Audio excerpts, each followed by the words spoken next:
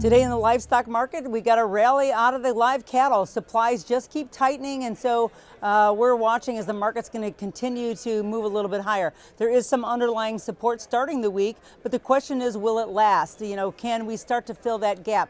That's the big, misnomer. We're not sure if we can get this market going. Today looks really good, like we've got a little bit of momentum, but we'll see if that continues tomorrow. I think that's going to be the big question.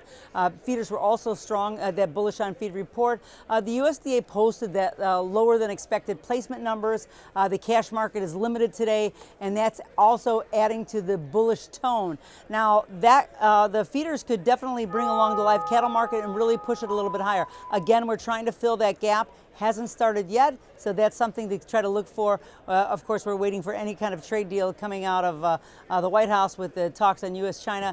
If that happens, that kind of a headline will help these markets. Hogs today were up.